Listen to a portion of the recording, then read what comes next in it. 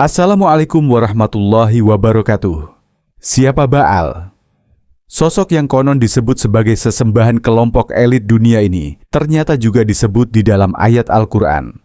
Nama Baal sedang viral dan banyak dibahas hingga menjadi trending topik dunia saat ini. Baal bahkan disebut-sebut sebagai nama akun rekening Jeffrey Epstein yang kasusnya menghebohkan dunia. Lalu, siapa sebenarnya Baal itu? Dalam Al-Quran, nama Baal disebut dalam surah Asy-Syafat. Penyebutannya secara jelas terdapat pada ayat 125. Ketika Nabi Ilyas, atau yang juga dikenal dengan nama Elias, menegur kaumnya yang menyembah berhala tersebut, beliau berkata, "Pantaskah kamu menyembah Baal dan meninggalkan sebaik-baik pencipta?" Menurut beberapa mufasir, seperti Ats-Tsa'labi, Baal digambarkan sebagai patung yang terbuat dari emas setinggi 20 hasta dengan 4 wajah. Secara bahasa, kata Baal berarti tuan, pemilik atau suami. Dalam Al-Quran, istilah ini juga digunakan dalam konteks hukum keluarga untuk merujuk pada suami. Dalam mitologi Kan'an, Baal dianggap sebagai putra dari El, dewa tertinggi dalam panteon Kan'an. Baal digambarkan sebagai dewa badai dan kesuburan yang sangat kuat. Ia diyakini menguasai hujan, petir, dan kesuburan tanah. Karena itu, Baal dihormati sebagai dewa yang dianggap mampu menjamin hasil panen yang melimpah. Penyembahan Baal telah ada sejak zaman perunggu awal di wilayah Timur Tengah, sekitar 3000 tahun sebelum Masehi. Kultus Baal kemudian menyebar luas di wilayah Kan'an, Fenisia, Suriah, dan sekitarnya. Bahkan pengaruhnya sampai ke Mesir dan Mesopotamia. Di setiap daerah, Baal memiliki sebutan dan atribut yang sedikit berbeda, namun intinya tetap sama, yaitu sebagai dewa badai dan kesuburan yang berkuasa. Dalam konteks sejarah, Baal disebut dalam Al-Quran sebagai berhala yang disembah oleh kaum Nabi Ilyas dengan harapan mendapatkan kemakmuran dan kekayaan. Dalam konteks modern, Baal bahkan sering disebut sebagai dewa para crazy rich oleh kelompok sekte satanik. Menurut buku Atlas Al-Quran karya Syauqi Abu Khalil, Nabi Ilyas diutus oleh Allah kepada bangsa Fenisia di kota Baalbek, Lebanon. Kaumnya menyembah berhala bernama Baal yang berbentuk wanita. Nabi Ilyas berkali-kali memperingatkan kaumnya, namun mereka tetap ingkar. Karena itu, Allah menurunkan musibah berupa kekeringan selama bertahun-tahun hingga mereka tersadar. Setelah kaumnya sadar, Nabi Ilyas berdoa kepada Allah agar musibah kekeringan tersebut dihentikan. Namun setelah musibah berhenti dan kondisi ekonomi mereka membaik, mereka kembali menyembah Baal. Akhirnya, kaum Nabi Ilyas kembali ditimpa musibah yang lebih berat daripada sebelumnya, yaitu azab kekeringan yang berkepanjangan. Di luar Islam, kultus penyembahan Baal masih terjadi dan melibatkan berbagai ritual serta upacara keagamaan yang rumit. Beberapa praktik penyembahan Baal yang umum dilakukan antara lain pembangunan kuil dan tempat pemujaan di bukit-bukit tinggi, pendirian tugu-tugu, batu dan patung-patung Baal, ritual pengorbanan hewan bahkan manusia, terutama anak-anak, upacara kesuburan yang melibatkan prostitusi sakral, tarian-tarian ritual, serta nyanyian pujian. Selain itu terdapat pula doa dan persembahan untuk memohon hujan dan kesuburan, serta perayaan tahunan untuk memperingati kebangkitan Baal. Para imam Baal memiliki peran penting dalam memimpin ritual-ritual tersebut. Mereka sering melakukan tarian liar dan melukai diri sendiri untuk menarik perhatian Baal. Praktik-praktik penyembahan Baal ini dianggap sangat menyimpang dan tidak bermoral oleh para nabi Bani Israel. Penyembahan Baal menyebar luas di berbagai wilayah Timur Tengah kuno dengan variasi nama dan atribut di setiap daerah. Di Ugarit atau Suriah, Baal dikenal sebagai Baal Hadad. Di Fenisia, Baal Hamon menjadi dewa utama kota Kartago. Di Sidon, Baal dikenal sebagai Baal Sidon. Di Peor, terdapat kultus Baal Peor. Di Samaria atau Israel, Raja Ahab mendirikan kuil untuk Baal. Di Babilonia, Baal disamakan dengan dewa Marduk. Di Mesir, Baal diadopsi sebagai dewa asing yang disebut Baal Zephon.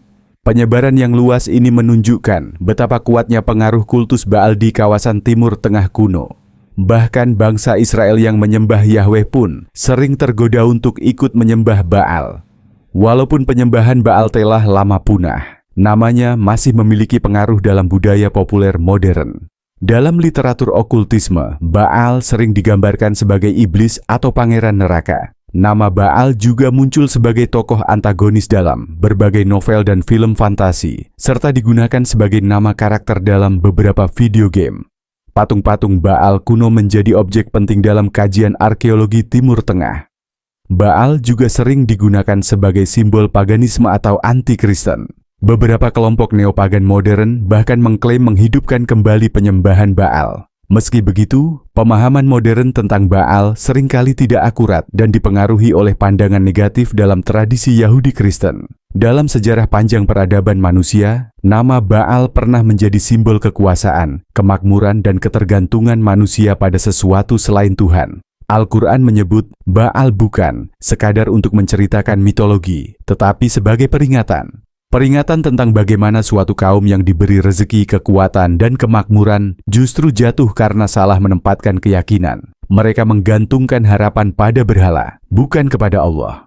Ketika kisah Baal kembali ramai dibicarakan di zaman sekarang, penting bagi kita untuk berhenti sejenak dan bertanya, apakah yang dimaksud Al-Quran tentang Baal hanya sebatas patung dan sejarah kuno? Atau ada pesan yang lebih dalam dan masih relevan dengan kehidupan manusia hari ini? Al-Quran bukan kitab dongeng masa lalu. Ia adalah petunjuk lintas zaman. Apa yang disebutkan di dalamnya selalu membawa pelajaran, bukan sekadar sensasi. Di sini, kita akan membahas Baal dalam 5 bab utama.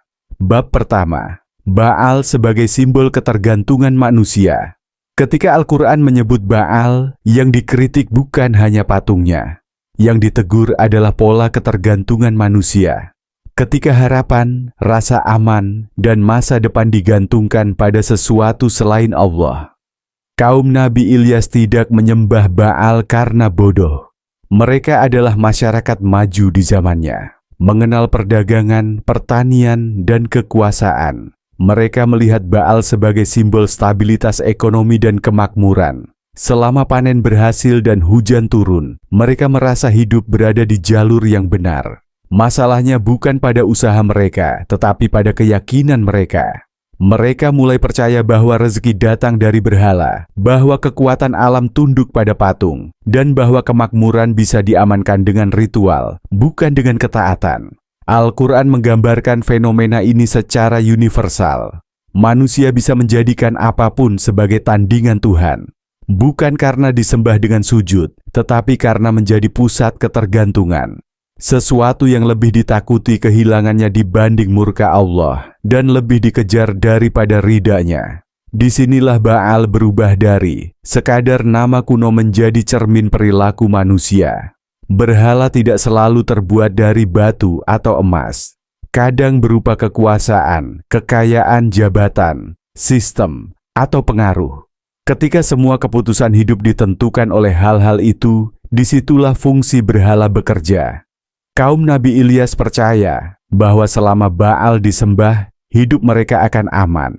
Manusia modern sering percaya bahwa selama harta ada, sistem kuat, dan koneksi terjaga, semuanya akan baik-baik saja. Tauhid datang untuk memutus ketergantungan semacam ini, bukan untuk melarang manusia bekerja, bercita-cita, atau membangun peradaban, tetapi untuk meluruskan sumber harapan. Bahwa sebab hanyalah sebab dan rezeki tidak pernah datang dari patung, sistem, atau manusia. Rezeki datang dari Allah. Ketika sebab diangkat menjadi sesembahan, disitulah Baal lahir kembali. Bukan sebagai patung, tetapi sebagai keyakinan yang salah arah. Dan inilah alasan mengapa kisah Baal tidak pernah benar-benar usang. Ia bukan sekadar cerita masa lalu, tetapi tentang kecenderungan manusia di setiap zaman.